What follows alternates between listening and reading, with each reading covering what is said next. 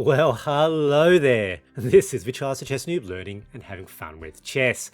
Welcome to another episode of Quick Wins. And today it's going to be a 2-for-1. Last week I didn't publish a Quick Wins video, and so I've got 2 for this week. And these 2 games are against the same opponent, Random Noob, haven't got their name there, but after the first game they wanted to challenge me to another game. Maybe they wanted to get revenge. I managed to get a quick win in both games. Let's go take a look. Now they played a fairly idiosyncratic opening. We're going to have a look at why it's not such a great idea. I've got the white pieces in the first game, so e4, e5, and as usual I always play the Vienna if I'm allowed to. They play their knight, so they've played their king's pawn, king's knight, and here of course the Vienna Gambit. And the thing that my opponent seems like they like doing is to now develop their king's bishop to the d file. So here it's bishop to d6, and I think they want to then castle immediately. Now this setup is not that good. Not that good generally against, for example, against the Italian, but it's actually a blunder against the Vienna, because here I can take immediately, captures, they capture back, we immediately chase with the center pawns. The bishop has pretty much nowhere it can go, it has to go back to the d6 square. They could take this way as well, which might actually be their better move, but they move back and now we've got a fork. They desperado, captures, and now with an attack on their knight. Those of you who know the Vienna Gambit knows that the knight has to go back, has to undevelop, because every square here is defended by one of my pieces. But unfortunately, I think for my opponent with black pieces here, it was so rattled by the opening, they immediately actually blundered the next piece, captures with the queen, and look at this, absolutely crushing position. Absolutely no development whatsoever, lost their 2 developed pieces, and here for me it's a matter of how can I win the quickest. So they decide to chase the queen. That's probably not such a good move if they are going to castle short, or weakens these dark squares. Queen back to f3, and basically now I'm going to try to attack that weak f pawn. They push the c pawn forward, that's fine. Here we go, immediate mate threat. They now short castles, and here I play a fairly aggressive move. My bishop taking advantage of that those weak dark squares. Now that's a speculative move because they have got queen here with an attack on the king, absolute fork with the bishop. They could win that.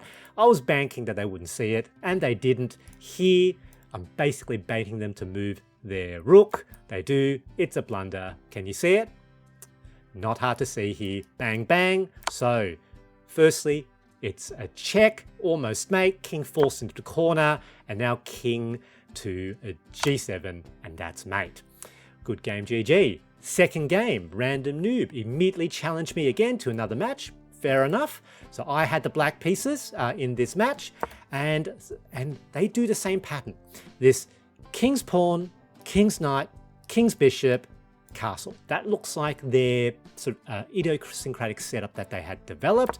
All right, so here, there we go. So looks like we might be moving to Italian, except bishop going to the d file, to d3 here. And the reason this is really not so good is that the bishop doesn't control any of these this diagonal, because it's basically blocked in by its own pawn.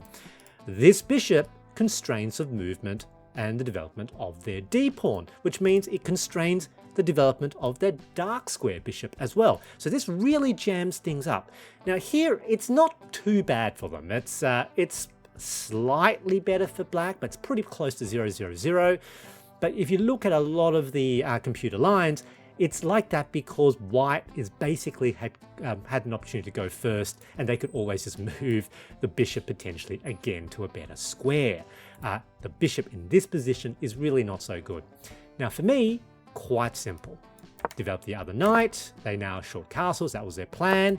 Bishop to c5, much better square. This bishop, notice, also pins that f pawn to their king. So with their king having castle, so castling is good, moving it out of the danger, but by committing to such an early kingside castle also gives me quite a clear strategic plan. I'm going to move my pieces to their king side. I'm going to attack their king on that side. I haven't committed yet my king, which gives me a little bit more tactical flexibility. All right. They now push that that C pawn, which I think they're trying to now push their B pawn for queenside expansion. That's okay.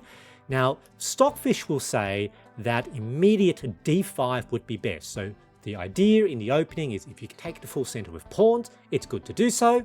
However, I chose not to do that. I wanted to keep the center closed, so I just played D6, opening up the light square diagonal for my bishop. I'm going to attack their king. I'm probably not going to castle. All right, there we go. Not unexpected, attacking the bishop. Bishop moves back. I want to stay on that long dark diagonal. With these pawns here, very awkward development of the knight to the edge of the board. That's fine.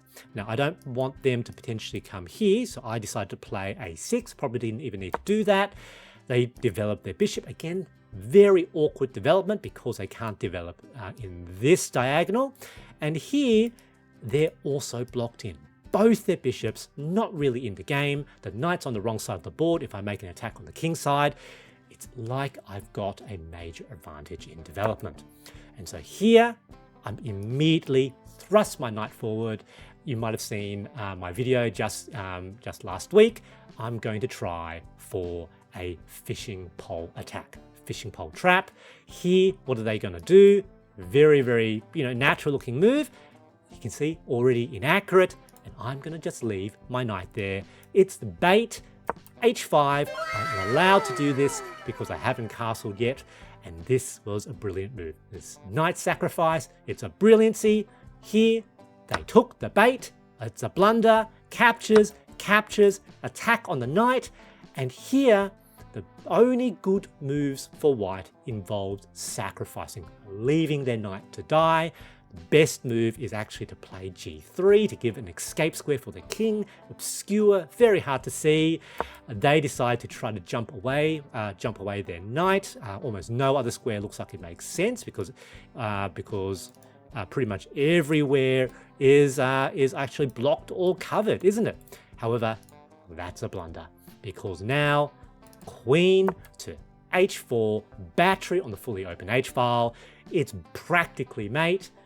My opponent thinks for almost 2 minutes. They do find the move that delays immediate mate. That's correct. And this is now a pattern to know. Remember, that bishop is still there. Queen captures the F pawn with check, forces the king into the corner. Queen back to where it came from to H4, and now the bishop fully blocks the king's escape. King is pinned in place effectively, and they cannot avoid checkmate. Here, they give one final go, but queen captures the knight on H2. It's mate. Good game. GG.